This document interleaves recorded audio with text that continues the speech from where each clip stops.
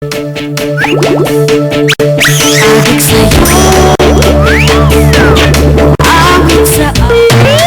ko na nagme-meet na si Karen sa mansyon ni Madam Fatima Lindenberg. Ano ba pinagsasasabi mo kay Camila? Sobrang halikan at ako sa mga, ha?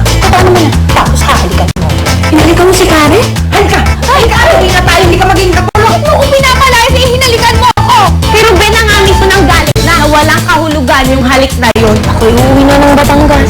Eh kung hindi ka sumunod sa akin, ibig lang sabihin, lahat ng pagmamahal mo sa akin ay karakuhan.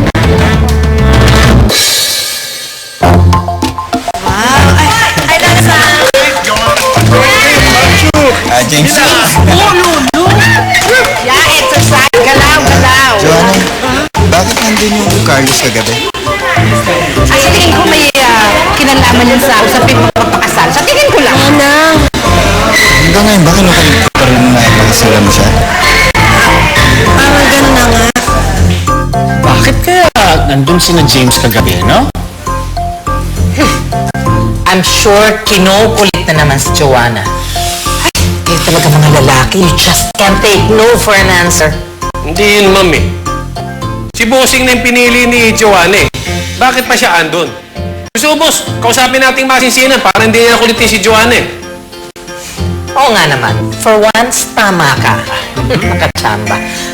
He's right, yun. You should protect your interest. Protect your girl. Ma, hindi na po kailangan. Eh, nagpapadala dyan sa kalbong yan. Eh, kung tutusin, kawawa nga yung James na yun, no? Eh, ikaw ba naman mabasted, ha? Na taong mahal mo. Oh, di ba masakit yun? Ay, hindi parang. Ganun talaga. Paano niya naman nalaman? Ay, naku, marami talaga akong alam tungkol dyan kay Joanna.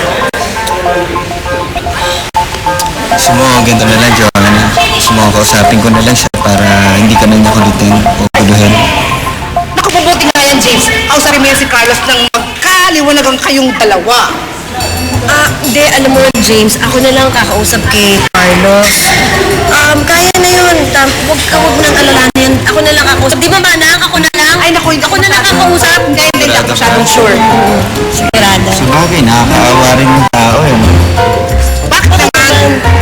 Siyempre, ako yung pinili mo, tapos siya, parang tsupera na lang siya, tapos kaya lahat na lang yung mga pwede niyang gawin, gagawin niya, pati nga yung mami niya, sinabi niya para makonvince ka na magpakasal sa kanya, di ba? Kaya siguro, nagpasama sa mga parents na Tama. nagpapakasakali na baka magbago ang isip ni Joanna. Tama. Yan din tingin ko. Kawawa naman yun. Ano? Napaka-desperado.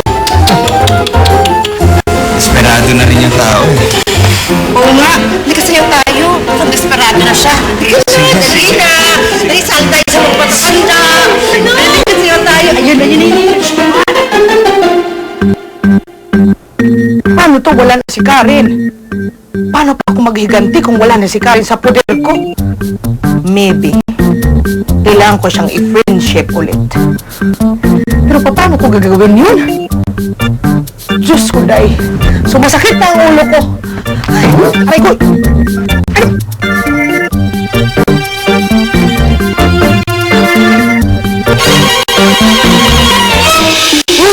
Si Madam F. Ay, ano sabi? Ayun mo, sabi niya, always remember, Philippines is a democratic country. Your rights shouldn't be trampled upon. Ano daw? Dali, hindi pa ako tapos yun. Elibs lang ako sa English niya. In short, one and only ang life mo. Kaya ipaglaban you kung ano yung alam you na magpasmiley sa'yo. Malaki na you die. Alam mo na siguro kung anong like mo sa life. Just follow your heart ba. P.S. Don't tell your mama I texted you kasi aawain na naman minun. Galing ah. Textmates na kayo ni Madam F. At hindi lang yan. Personal advisor mo na siya ngayon. Di ba? At tama siya. Tama siya. Hindi dapat ako nagpapadikta kung kani-kanino. Kahit si Ma'am, si pa yan. Yan na. Ay, Sal. Halika na. Saan naman tayo pupunta amin? Hello! Saan pa? Hindi sa mansyon. Kay Ruben. Halika na. Amin? Saan kayo pupunta? Hindi kayo alis. Ano bang hindi aalis? Ma'am, si naman. Hayaan niyo naman ako pumunta kay Ruben. Hindi naman ako pwedeng habang habang buhay nila akong babantayan. Tama ka. Kaya, Roman, Madam. ikaw ang magbantay sa kanila. Huwag mo silang palalabasin. Huwag mo paaalisin. Dito ka lang sa may pinto. Yes, madam! Alay, paano mag-aayang, kuya? Alay, di aalis na rin tayo. Ay, susundan natin si Kamit sa Batangas. Ay, hindi, no? Mahal pa rin ni Kuya si Ate Karen, kaya hindi tayo alis ng Maynila. Baka yung anong tumigil ka nga dyan, Rhea. Eh, alam mo naman na ang nobya niyang kuya mo yung si Carmen. Kaya wag mo nang pagpilitan ng si Karen, eh. Nako, saglit nga isang ano. Eh, papaano kung tama si Rhea? Eh, kahit nobya na itong si Camille ni Ruben, eh paano kung tinitibog naman ang kanyang puso si Karen? Ay, basta tama na, tama na. Ako'y nakapag-isip-isip na. Palagay ko buo na ang desisyon ko.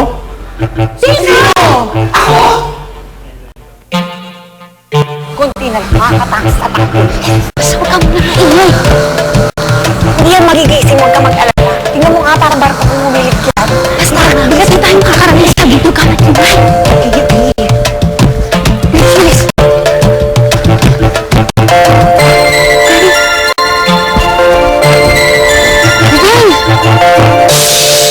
Gabundok na Bawat sa gabi sa bawat Nandito ka. Ruben, dinadala mo si Karen? Liligaw mo na siya ulit? Totoo ba yun, ha? Ano ba talaga yung gagawin mo? Ibig sabihin, napatawad mo na talaga ako. Ay, ipag-break ka na kay Camille, tapos magbabalik ka kay Karen. Ala, hindi naman ako narinig para kay Karen eh. Sabihin para sa akin. Ruben, huwag naman natin saktan ng harap-harapan si Karen. Kaibigan ko pa rin siya, Ruben. Ako'y narinig para magbayad ng utang na net. Madam Stella, lumabas ka riyan! Madam Stella, lumabas ka riyan! Madam! Marian! Ano yun? Sus, Mariosep! Ano yung skandal? Naku! Ikaw na naman! Ikaw na naman ako rito, ha? Bakit ka nandito? Didemonyohin mo na naman to anak ko para sumama sa'yo na! Mamsi! Ay, wala naman akong plano tungkol kay Karen eh. Dahil hindi ko naman gusto makisama sa isang tao walang tiwala sa akin. Ako'y narinig para ebot pare. Ay kabayaran mo sa utang namin at babawain na namin ang aming lupain.